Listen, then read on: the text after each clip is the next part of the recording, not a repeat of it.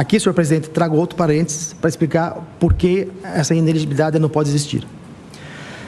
Não pode existir. A Constituição de 88 atribuiu relevo único à possibilidade de participação popular. 4h32, nós estamos acompanhando aqui o julgamento de Sérgio Moro, o relator desembargador Luciano Carrasco está falando neste momento.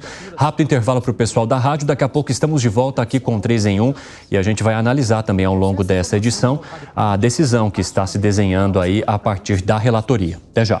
Como se sabe, o teto de gastos para a presidência da República foi de mais de 88 milhões, somente para ficar para o primeiro turno.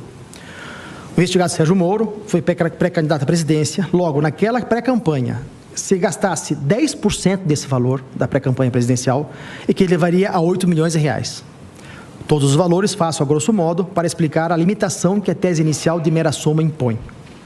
No Paraná, a inicial faz a acusação de excesso de gastos porque seu limite é de 4.447.000 reais.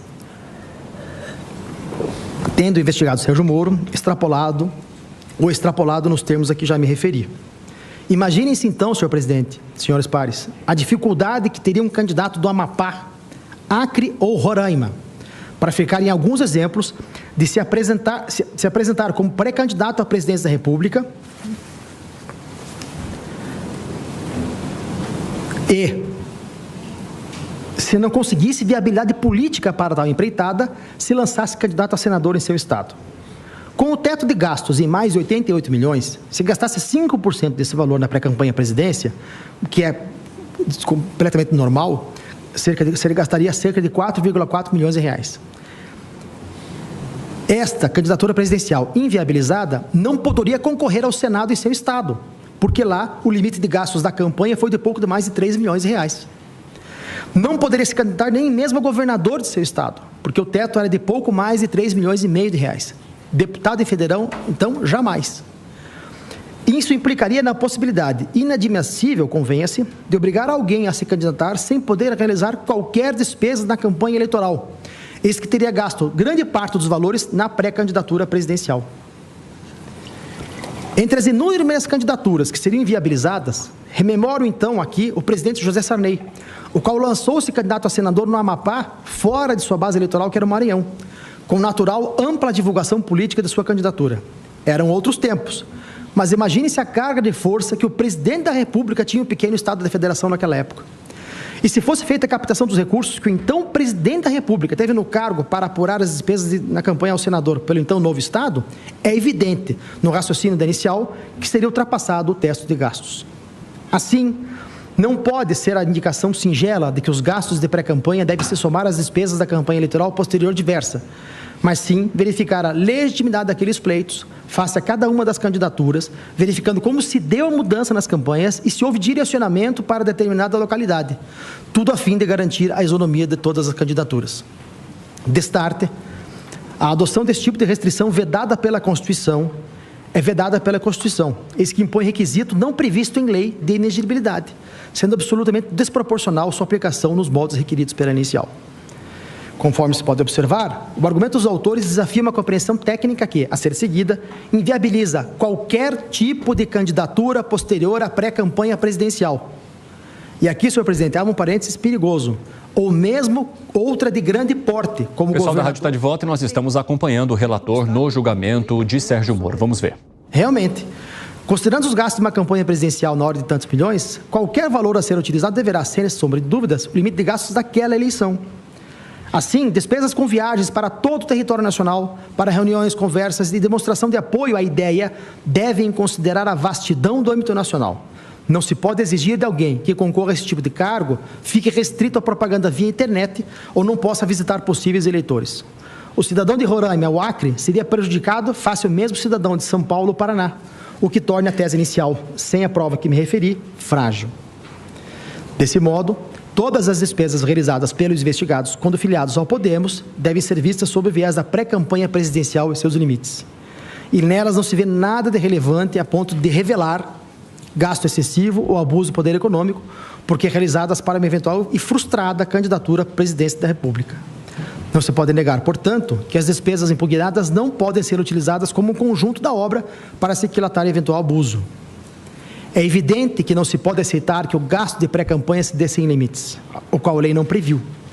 Não se admite o desvirtuamento da campanha com valores excessivos. Conforme sintetiza Rodrigo Zílio, dentre os vários critérios que cuidam dos gastos de pré-campanha, destacam-se algumas situações. E aqui cito a doutrina dele, que diz o seguinte: o custeio de determinados atos de pré-campanha, nesse custeio, o desafio é estabelecer critérios adequados para que essas condutas não perpassem limites que interfiram na igualdade de forças do processo eleitoral.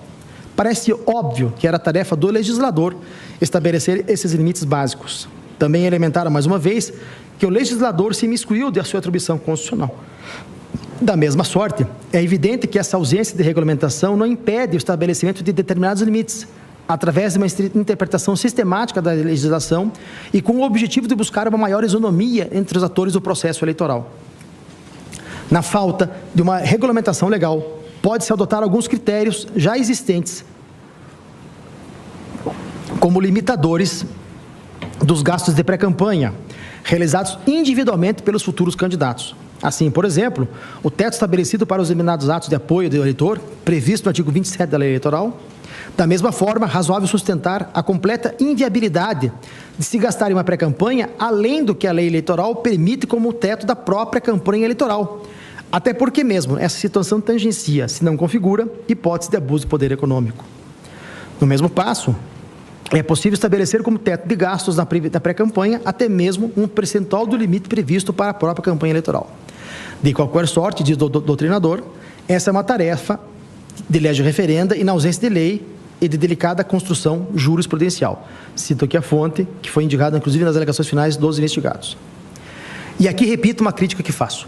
Os autores não trouxeram os gastos das próprias campanhas para demonstrar eventual excesso dos investigados. E esses investigados nada referem nas alegações finais sobre a falta, senhor presidente, da base jurídica para dizer que essas despesas poderiam ser de até 30% sobre o valor do teto de gastos, conforme o parecer assinado pelo investigado Luiz Felipe Cunha, no EDOC 437-38917, cuja conclusão diz: a par dessas constatações, sugere-se a adoção como parâmetro o volume de gastos que aparenta ser implementado pelos demais concorrentes ao mesmo cargo, não podendo se configurar como valor significativo frente ao teto de campanha para o cargo. Por mais que esse critério seja dúbio, diante do cenário analisado, pode-se afirmar que os gastos de até 30% do teto, em conjunto, podem ser tomados como razoáveis para uma pré-campanha. Isso diz o investigado, que não tem a menor base. Não bastasse isso, para que se examine a aptidão das acusações realizadas, é preciso relembrar que a propaganda eleitoral é a que visa captar o voto do eleitor para conquistar o mandato político, conforme diz Rodrigo Zílio, tendo seu fundamento legal o artigo 36 da mesma lei, que visa a garantir a igualdade de oportunidades entre os concorrentes a partir de 15 de agosto do ano da eleição. A propaganda com finalidade de captar o voto do eleitor, para que seja realizada antes do período permitido, ela é antecipada ou extemporânea. E aqui vem o artigo 36, a linha A da Lei Eleitoral, que traz as condutas que não configuram propaganda antecipada, e aqui cito a lei.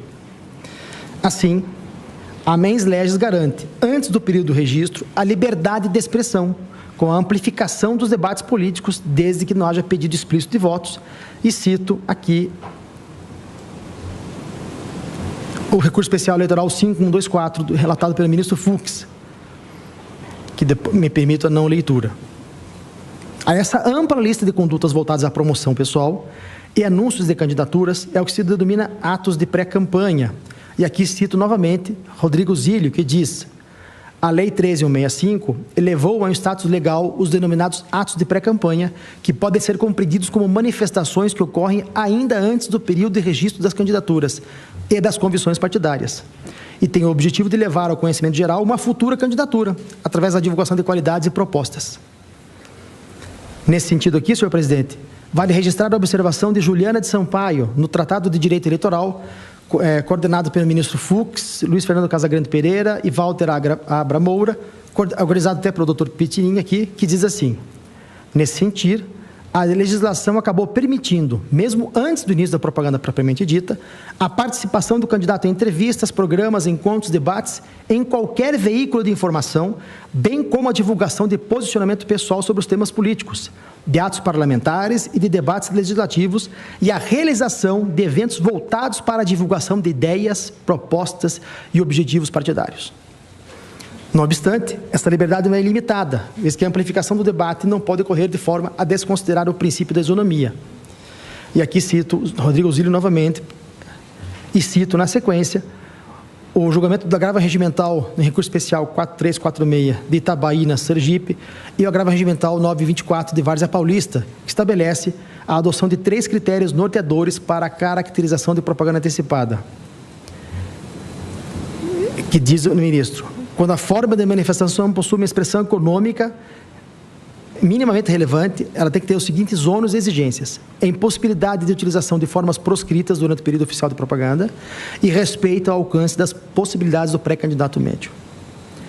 Acresça-se ainda que, no julgado paradigma do TSE, entendeu-se que a presença das denominadas magic words também caracteriza a propaganda antecipada.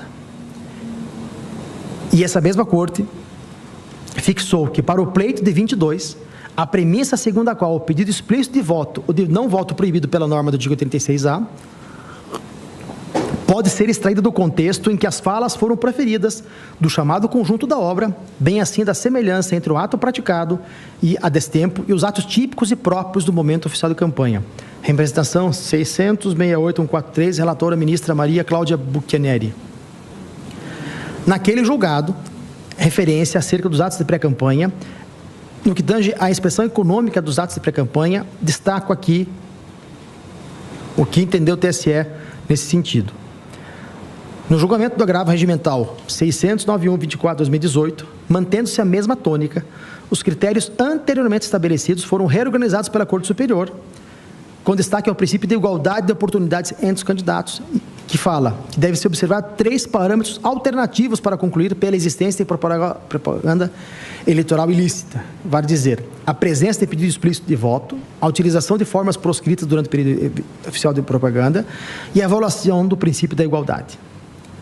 Prosseguindo-se nesse raciocínio, muito embora o TSE tenha destacado o respeito às condições do candidato médio e o princípio da igualdade, é certo que, repito, não há previsão legal de qual seria o limite de gastos para a pré-campanha, e tampouco os julgados paradigmas chegaram a desbastar esse tema.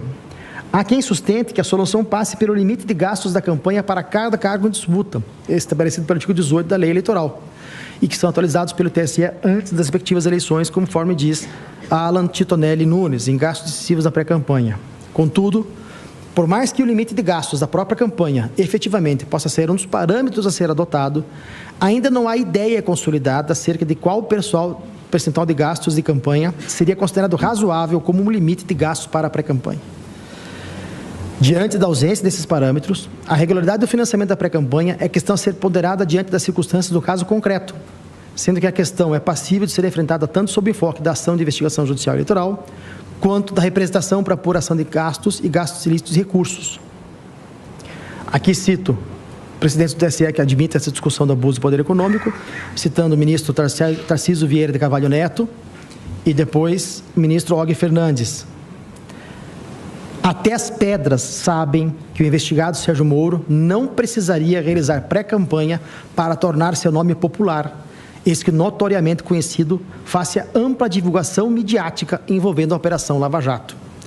Todos os anos em que a operação foi realizada, com as prisões e graves reflexos políticos que trouxe, deram grande visibilidade ao nome do investigado Sérgio Moro, bastando que se lembre alguns episódios, como a condução coercitiva, reputada ilícita após do então ex-presidente Luiz Inácio Lula da Silva. Uma análise aqui no nosso 3 em 1 da decisão que está sendo proferida até agora pelo desembargador Luciano Carrasco Falavinha Souza, né, que tem indicado a partir do seu depoimento que não dá para apontar que houve alguma irregularidade de Sérgio Moro em termos de valores e trazendo também que os partidos que fazem essa acusação, ou seja, o PL, o PT e outros partidos que encamparam junto com o PT ações contra o senador Sérgio Moro, não apresentaram sequer as suas próprias contas para essas campanhas. É o que temos até agora. Por isso a gente já vai abrir uma roda de análise e manter os olhos voltados também, os ouvidos, né, para quem nos ouve, nesse julgamento que acontece no Tribunal Regional Eleitoral do Paraná, para entender o final do voto do relator em relação a essa ação contra Sérgio Moro e ir acompanhando também os outros votos que virão para entendermos de que maneira esse julgamento vai ser concluído ou qual será o resultado apontado a partir da fala do relator Luciano Carrasco.